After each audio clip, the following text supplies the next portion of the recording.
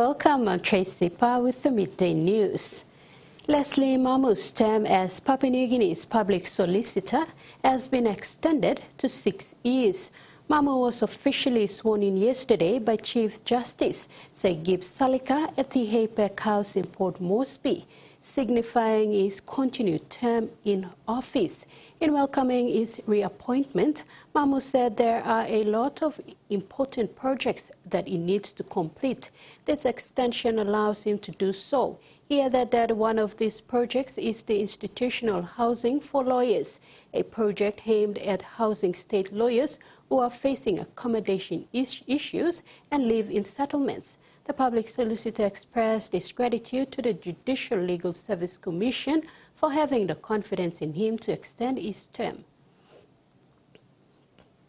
Member for Lay and Deputy Prime Minister John Rosso has expressed his heartfelt the family of late Jandra, the prominent businessman and founder of the Papindo Group of Companies, who passed away in Singapore on Friday, August 19, 2024.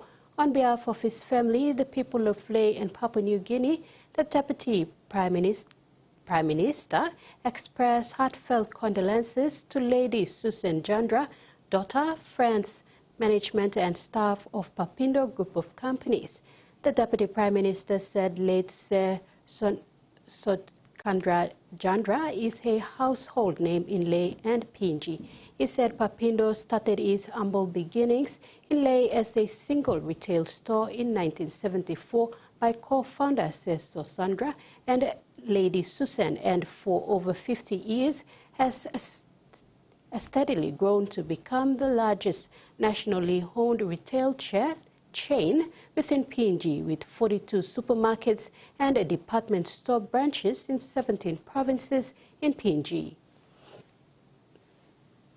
Visual arts and canvas from Madang province have been struggling with selling their art since the COVID-19 pandemic. Working together, they have managed to thrive in their craft. These talented artists can be seen stationed outside the Madang Resort Hotel every day with their artwork, hoping to catch interested clients. Team leader Robert Banassi of Madang Art Manicas said it is sad to see this once thriving industry stagnant and without support from key agencies. He said many of these artists are self-taught, and Robert would like to see more training programs that will inspire them to grow professionally.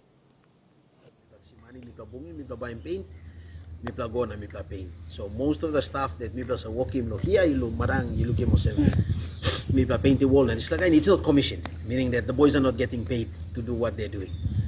So Mipla just kissing permission. That's all Mipla go painting all wall. So in it, like they're actually learning a new skill, and also they're growing their portfolio. That we've been painting this wall and this like yes, but it would be really good. Suppose people got support them, Kamlo, the Madang Town Council. Also our provincial government, or kind of Kenlo district, Madang district, or all open members.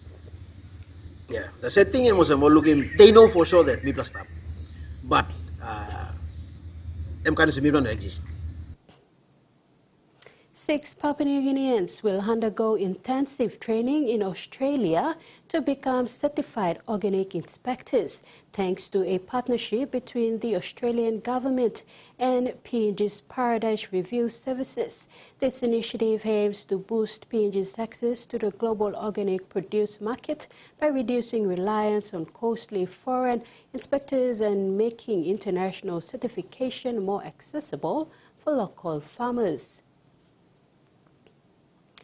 A petition demanding new age restriction on social media has been delivered to state parliament. It comes as a worldwide study finds governments are failing young people as their mental health declines. Those who knew Liv Evans say she was an incredible girl. She loved art and nature and had a cheeky sense of humour. But at 15, while battling anorexia, she took her own life. Clutching his daughter's ashes, her father Rob remembers how social media made her situation worse. Because the way the algorithms are built, she just kept obviously getting more and more of that stuff. And people that are holding themselves out to be healthy, eating 200 calories a day and being skinny, and she used to say, I'm fat, but she'd weigh like 32 kilos. Today he was in Parliament as a petition with over 113,000 signatures was presented, calling for the minimum legal age for social media use to be 16. Parents are saying they need a circuit breaker. They need they need agency to say to their kids, sorry, you can't go on social media because it's illegal. The government's holding a summit in October to explore better regulation, and age restrictions on social media are on the table. My view is, at best, it's a giant time suck for young people, and at worst, it has serious deleterious effects on their mental health, on their well-being. On the same day this petition was delivered to Parliament, a worldwide study has found that youth mental health around the globe is at crisis levels.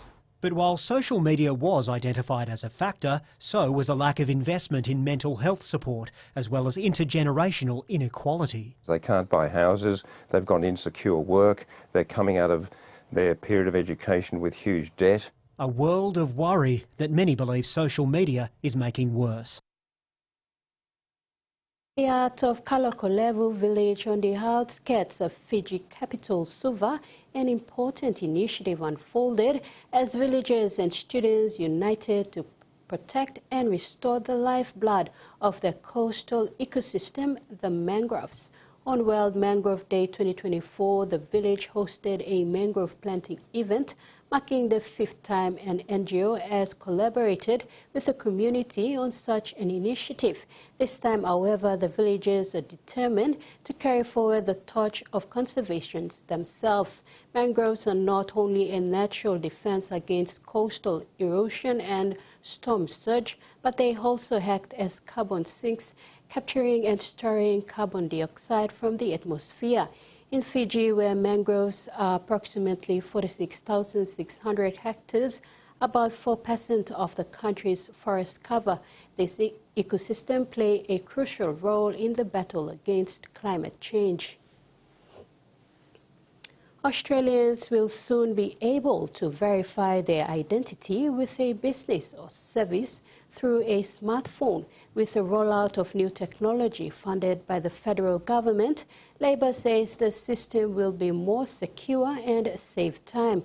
But there are concerns about how much data the government could collect. Australians became familiar with scanning QR codes during the COVID pandemic, but the government says this is different. Text is something brand new and world-leading. Labor says businesses will soon be able to opt into technology called Trust Exchange, or TEX, to verify a customer's identity, allowing personal information the government already has to be shared with the tap of a phone. It's a secure means by which to exchange with a third party who you are. The aim is for customers to hand over less personal data, preventing businesses from storing it and becoming targets for hackers. So how would this work in practice? Say you're checking into a hotel and would usually hand over your passport. With TEX, you'd scan a QR code at the front desk that digitally shakes hands with your MyGov app. The app lets you choose what personal information gets shared with the hotel, and you'll have a record in your MyGov app of what you shared and where. Cyber experts have concerns about that record. If the government's involved in every transaction, then they have the potential to know that I've gone to this hotel at this time. But the government says it won't be tracking how people use the technology. Australians would understandably want to be satisfied that the privacy issues have been thought through here. With TEX, data will be secure.